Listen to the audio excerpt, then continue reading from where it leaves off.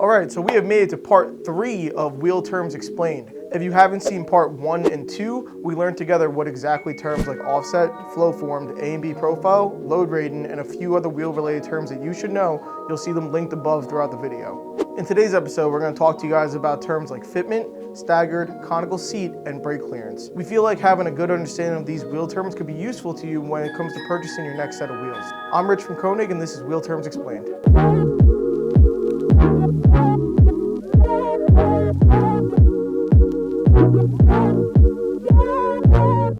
Let's talk about fitment. We hear the term fitment all the time. When it comes to fitment, what we're talking about is how the wheel fits within a wheel well of a vehicle. Different types of fitment exist for a variety of reasons, ranging from performance and handling benefits to pure aesthetics. You might hear terms like flush, conservative, aggressive, tucked, or poked. These are all just different types of fitments that describe how your wheels sit on your vehicle. You want to slam your car, you'll be looking at a tucked fitment, so your wheels have enough room to fit within the wheel well. Maybe you're tracking your car and you want a more aggressive setup so you can maximize your tire width.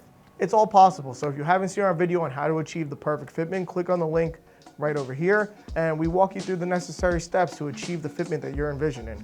So the next term that we're going to talk about is going to be staggered. What is staggered and why? A staggered wheel and tire setup will consist of wheels and tires of different sizes from the front and the rear of the car. Like fitment, there are reasons why someone would choose to go with a staggered setup over a squared setup. Performance-wise, what we're really talking about here is grip. A wider tire provides a larger contact patch, therefore improving handling characteristics as well as things like acceleration and braking. For example, rear-wheel drive cars can benefit greatly from having a rear bias staggered setup. The same goes for front-wheel drive cars and having a staggered setup with wider tires on the front. However, this is only really recommended for track applications. You might ask, what about running staggered with all-wheel drive? Just stay away from it, it can cause you future headaches. To name a few, changing your all-wheel drive car from a square to staggered setup can have negative effects on your gearing, differentials, and on your onboard driver aids like traction and stability control, to name a few. All those systems are expecting to see a specific circumference on a tire, certain revolutions per minute, etc.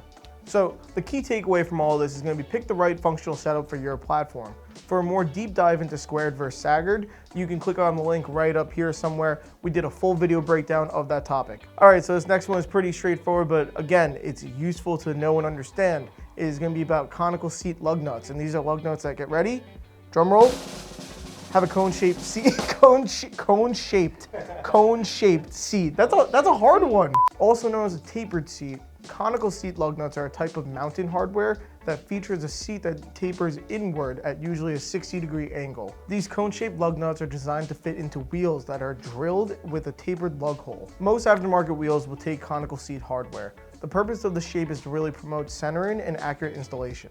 So let's think about it for a second. The lug nut is working to fasten the wheel to the vehicle's hub, while also centering it due to its angled seat. We recommend conical shaped lug nuts for all Koenig wheels. If you have any other kind of questions about lug nuts, you can check one of our older videos that we did on the topic.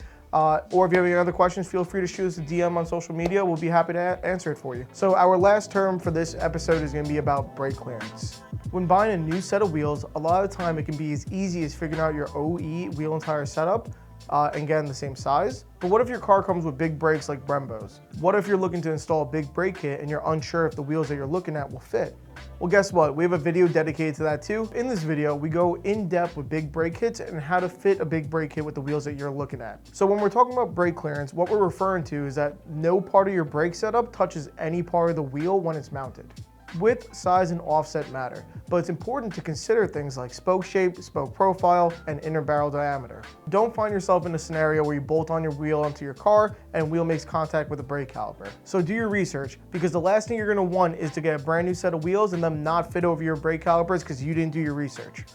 Alright guys, so in this video we went over some key terms like fitment, staggered, conical seat, and brake clearance. Alright, so this is our third episode of Wheel Terms Explained. We hope that you guys enjoy these videos. If there's any terms that we've missed, feel free to put them in the comments below. Maybe you'll see that term on Wheel Terms Explained number 4.